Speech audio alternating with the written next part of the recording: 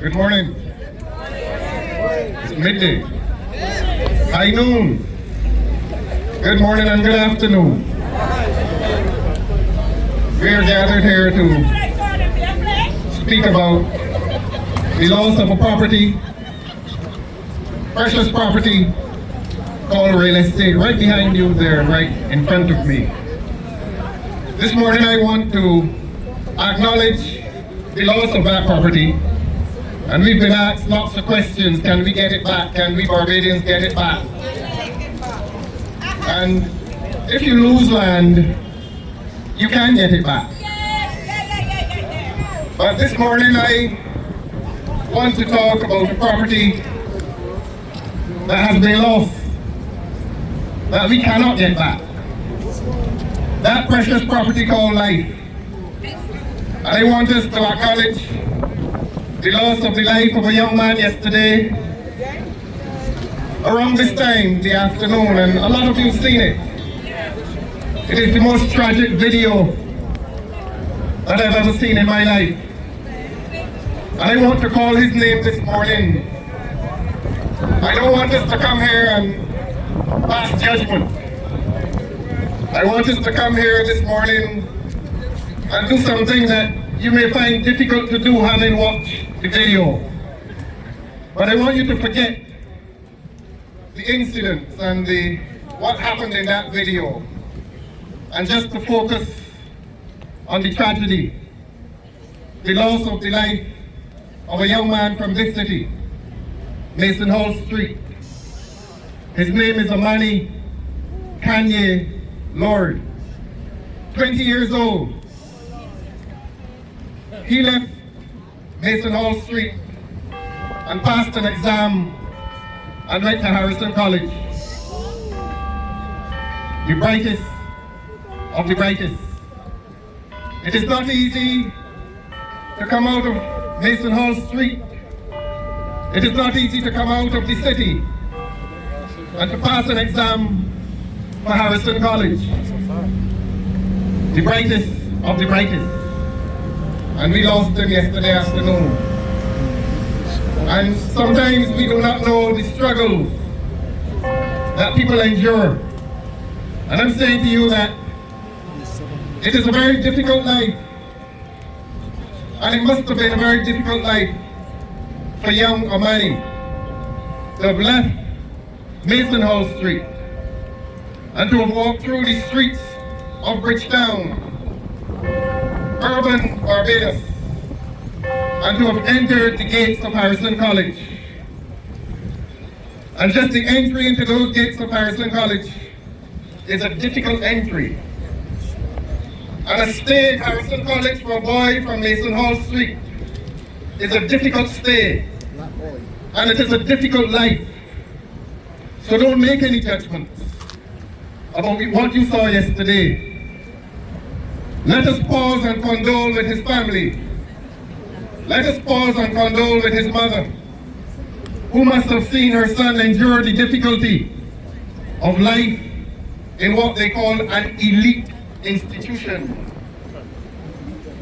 And when I use the word elite institution, that is also a celebration of the institution itself. But I want to tell you what Amani would have endured, and people like Amani endure in these so-called elite institutions. They endure lives of prejudice. They endure difficult lives. They endure lives of disadvantage. They endure the stereotypes of being a boy from the city, sitting among the children of the celebrated citizens of this country, sitting among the children of prime ministers and rich businessmen, and sitting in classrooms right next to them. And I want to tell you, it is not always an easy life. And Amani's life could not have been an easy life. But he was bright, and he endured the struggle. And I want you this morning, when you celebrate the lives of the rich and famous, celebrate the lives, you must also, of the downtrodden. the dispossessed, the disenfranchised, and the disrespected. And that is the class to which Amani belongs. Make no judgments of Amani this morning. Try to understand the struggle of young boys and young girls who live in this city. Try to understand the struggle of the people in this city. So that while we come here this morning to reflect on the loss of that property, which we can get back with goodwill and great resolve. Pause for just a moment and reflect on property that he lost yesterday. He lost his life yesterday. And how do we relate to that loss of life? Let us resolve that all the children in this country will always have an equal chance and an equal opportunity, not only to enjoy life, but to enjoy life to the fullest. And enjoying life to the fullest involves the opportunity to make a good living in this country. And Amani in his struggles tried to make a good living even while he was at Harrison College.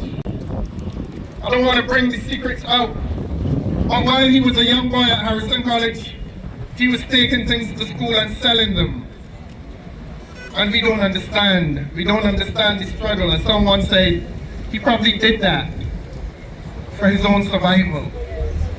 So that while some boys were sitting in there, boys and girls sitting in there in comfort, we may not know, we cannot tell what pain he had to bear, but we believe that it was for us, as the line from the hymn, he died and suffered there in Holtong yesterday. Make no judgments of him. Please make no judgments of him.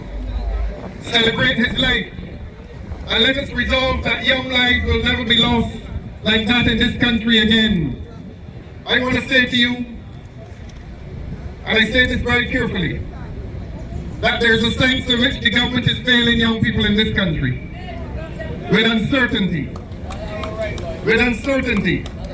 They've told the young children in this country that the 11+ exam has hurt them. And more than once and more than twice and more than 3 times, they've told the children in this country that they're going to abolish that exam. And every year they say it. And every year they change their minds. And they've left the young children and the parents in this country in a perpetual state of confusion. And that is why young people like Amani endure difficult lives of confusion, because they don't know from day to day in which direction they're going. That is what this government has been doing to young people in this country. This government has been failing to offer protection to the young people of this country. This government failed in its obligation to protect young Amani. And 2 years ago they came and told the parents of this country, I have to finish now? Tell the police 2 more minutes. They came and told the people, the young boys, and this has affected the boys more than the girls. Come school as you like, wear your hair as you like. And now we have a misguided and lost minister of whatever education coming back and saying that it will be reviewed. The worst minister of education this country has been promoted. People are promoted for failure in this government. And McConney was promoted. And then comes Blackman saying that he will review it. Again, they are confusing the young people in this country. And young Amani lost the protection not only of his society, but he lost the protection of his government. Make no judgments as to the circumstances in which he died. Try to sympathize with him. And you must most certainly condole with his mother. I saw her reaction yesterday on the video. And it is the saddest thing I've ever seen. But people of Barbados and people of the city, how do you plan to react? It is not only about this property. And this is where I close. We can get this property back.